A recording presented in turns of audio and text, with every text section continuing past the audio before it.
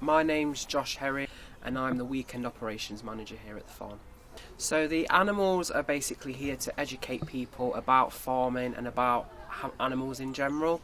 So a lot of people, I say people, children, will go to the shop and go, oh, this comes from the shop, for example, milk, whereas actually it comes from the cows, from farms. So we like to educate people about where the food comes from, whether it's meat or whether it's milk or eggs.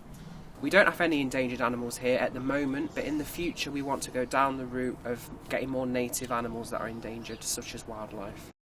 We have a wide range of animals that eat a wide range of different things, but the most common thing is they eat hay, so that's obviously naturally grown, it's just cut every year.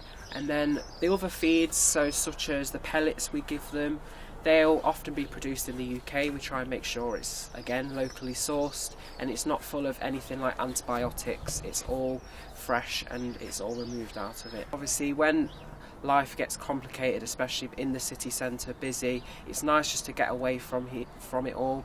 So for example, the gardens, it's nice and quiet.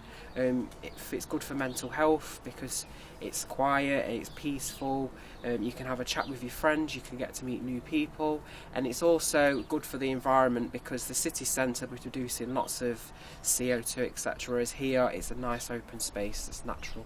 I started as a volunteer here 9 years ago when I was 14, so I didn't know what I wanted to do back then, but now this has helped shape me into what I'm going into now, which is working with animals and also working with people because I've learned so much.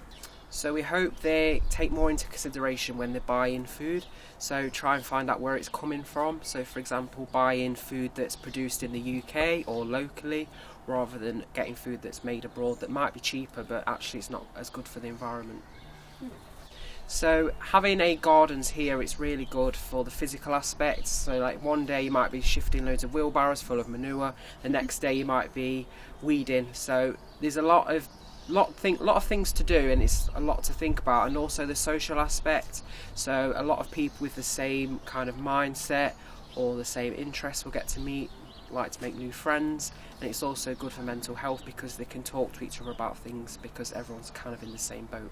So the environmental benefits is the fact we don't use any pesticides and we don't use any artificial nutrients. So we have compost heaps, so from all the old kitchen waste they all go into there, and old food waste from elsewhere will go into there as well. And we also have muck heaps, so when that's obviously processed and turned into compost, that will then be spread onto the gardens for use to